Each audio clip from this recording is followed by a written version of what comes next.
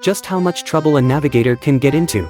The Soviet Air Force tells you with a bizarre disorientation accident, because of the crew's obsession with the flight plan, they flew a mission that was supposed to go east into a westward direction. And the most amazing thing about the whole thing was that even after flying in the opposite direction, in addition to successfully taking out the target, the entire flight path was actually wrong like a reflection shining in a mirror. Until the completion of the route, the crew did not feel there was a problem.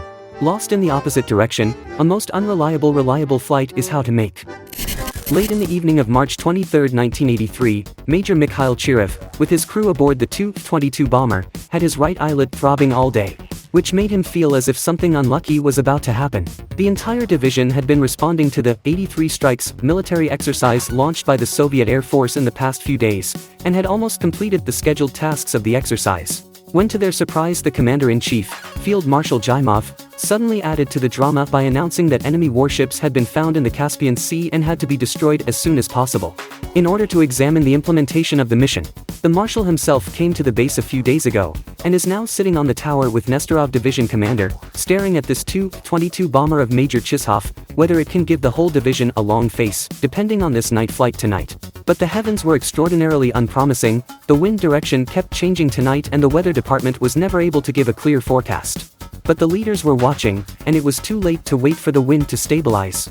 The mission briefing was produced using a direct takeoff to the west against the wind, and a flight plan was produced.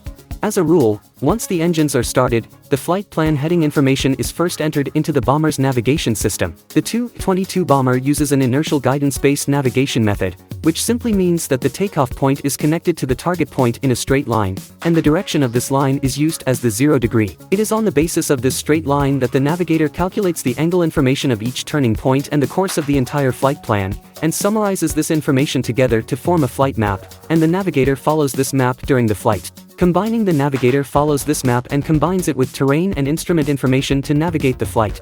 This job of a navigator is a boring step-by-step job, and Lieutenant Drogansky, Major Chirev's navigator, did follow the step-by-step process and accurately entered the information into the navigation system. He never dreamed that next, he was about to brew a bizarre flight accident and become a hot topic. Since the Marshal was personally present at the base, Divisional Commander Nestorov naturally did not move an inch.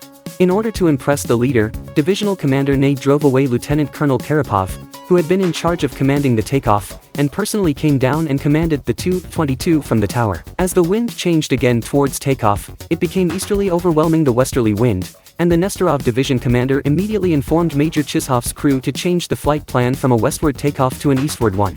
Major Chirev's crew consisted of 3 men. He flew the bomber, Lieutenant Molensky was in charge of the fire control system, and Lieutenant Drogansky was in charge of navigation. After the order to change the takeoff direction was given, Major Chirev and Lieutenant Molensky heard the instruction, but the most crucial one. Lieutenant Drogansky, not knowing whether it was a radio problem or too much engine noise, did not hear the order at all. One look at the Tu-22's oddball design shows that the pilot and navigator are completely out of space, and expecting them to chat and communicate information is unlikely. To add insult to injury, the exercise required that the mission be completed under near-realistic operating conditions, so from the moment the ground engines were started, the crew had to maintain radio silence until landing at Baranovik Air Base.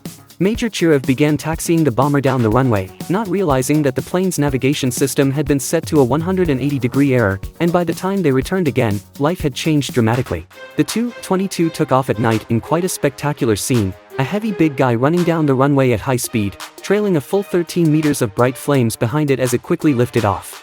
Everyone in the tower was enjoying the magnificent scene with great interest, but no one noticed that after takeoff, the bomber should have continued flying east, but instead it turned to fly west. After completing takeoff, the captain began setting a course for the first waypoint, but to his bewilderment, he could not see his wingmen who had departed together. The major felt something was wrong, and by this time was approaching the first turning point, and he immediately asked the navigator to check the course. The front seat navigator seemed to hesitate, but immediately reported that the course was correct, that the turning point was about to be reached, and that the triangular-shaped city of Baku should now be visible ahead. Major Chirev looked forward, and against the background of the dark sea, a triangular peninsula city came into view, with its tip curving to the right, and he couldn't help but feel that although Baku was the capital of the Azerbaijan Republic, from the air it looked the city was not very big, it looked like an ordinary city.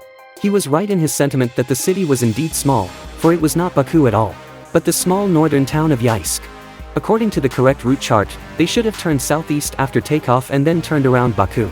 However, because of the temporary adjustment of the takeoff direction, the flight plan was reversed by 180 degrees. And at this moment they were actually flying in a northwesterly direction, originally planned to pass through Baku and become towards Yesik. If the navigation system was set up incorrectly, it could actually be found and corrected in flight through ground references. But the two cities were not only similar in shape, but also at essentially the same distance from the start of the flight, which allowed the entire crew to miss the first opportunity to correct the error, which, sadly, was just the beginning of a series of coincidences. Following the flight plan, after the Tu-22 bombers bypassed what they thought was the city of Baku and turned to what they thought was the Caspian Sea, they surprisingly found their target and simulated a missile launch. Only that target was not an enemy aircraft carrier, but a drilling platform, and the workers on it never dreamed that they had just been blown up into the sky once by an anti-carrier missile. A series of smooth sailing made Major Chirov completely relaxed about the navigator's level of operations, and he stopped double-checking the terrain and began to rely entirely on the information provided by the navigator. What's worse, next they passed through Sochi and Tbilisi, which in turn corresponded exactly to Makhachkala and Elista on the route map, which made the navigator put his own flight map directly, with the steel stamp of his thoughts. 3 people on the entire plane, and not one of them actually thought to check the compass information, can only say that they are all talented. Just as Major Chirov completed his mission and began to return, they were unaware that the Tu-22 had been targeted by the Soviet Territorial Defense Air Force. As early as the approach to Yesik, the radar of the Defense Air Force had detected the unidentified aircraft, which looked exactly like it had emerged from the ground and did not respond to radio calls, but the enemy identification system showed that it should be one of their own. The Defense Air Force identified it as a passenger plane and complained about civil air control, changing the flight plan without informing them, but then it was discovered that the wandering aircraft had impure motives, turned abruptly over the Sea of Azov, and began to move rapidly along the Black Sea coast, toward the Soviet border. This hit a sensitive nerve with the Air Defense Force. At 2:53 a.m., 2 Su-15 interceptors roared into the air from Tbilisi Air Base to intercept the unidentified aircraft, which was suspected of defecting. The Defense Air Force reacted quickly, and 2 Su-15s, with the help of ground radar, quickly locked onto Kairos Tu-22, but were just about to fire their missiles when they suddenly realized the target had disappeared. It turns out that according to the mission requirements, Tu-22's weapons systems officer, at the moment began to deploy electronic countermeasures. It is this action, instantly obscured the radar of the Su-15. In the dark to save the Kyrov line, weapons systems officer Lieutenant Malensky may be the only reliable person on this aircraft today. At 2:58 a.m., the Tu-22 roared over the Soviet border and into Iranian airspace. As we go deeper into Iranian territory, the navigator's voice becomes less and less confident. According to the plan, the plane should pass through the city of Kursk in Kursk Oblast at this moment, and a huge massive city light does appear ahead, but what makes people wonder is that Kursk, a small city, is so prosperous. And where did so many mountains are? Major Chirov began to think that something was wrong, but the course of the voyage and the terrain reference were also fine, so he didn't figure it out for a while. His instinct was right, because it was not Kursk ahead, but Tehran, the capital of the Iranian Republic. Under normal circumstances, give the captain 2 guts. He did not dare to fly to Iran. At the moment the Iran-Iraq war is fighting in the heat of the day, and the Tu-22 is the aircraft often used by Iraq to bomb Iran.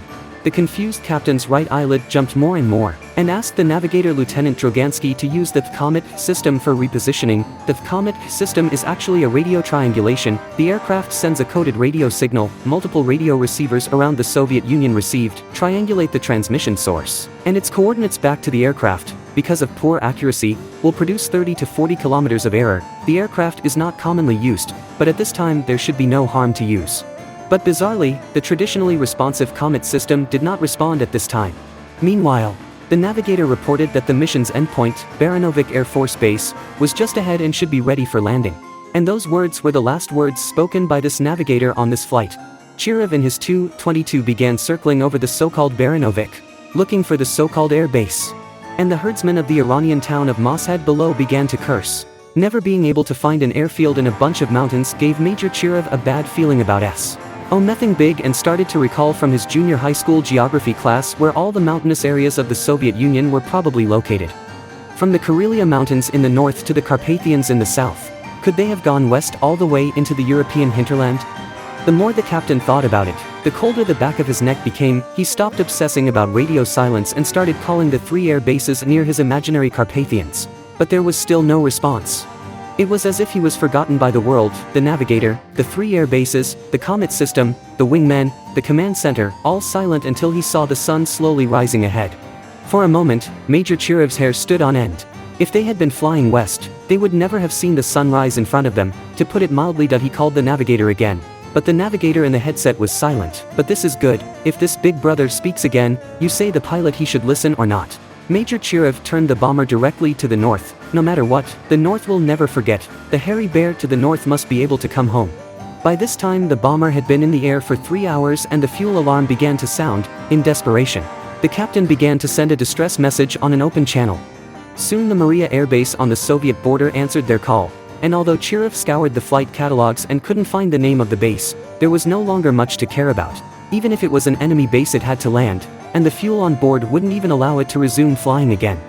Fortunately, although the runway was short, the supersonic bomber, guided by the tower, landed successfully on its first attempt. And for the first time on this memorable night, the entire crew figured out what kind of a course they had flown. A Soviet supersonic bomber carrying a new anti-carrier missile flew to Iran. The incident immediately put the top brass angry. The results of the investigation soon came out. The main reason is that the navigator set that wrong course. But even so, the navigation system is not just a set. Through the comparison of various instrumentation figures, he still had too many times the opportunity to be able to correct this error.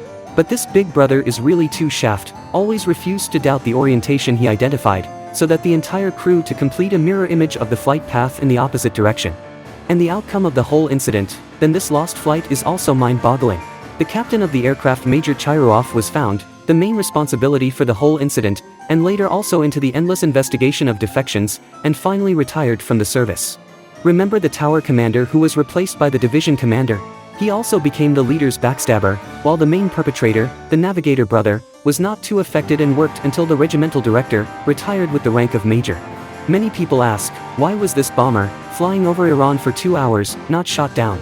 There is only one truth: at that time Iran just happened to have an earthquake, the whole country is in chaos, really cannot care about this inexplicable aircraft.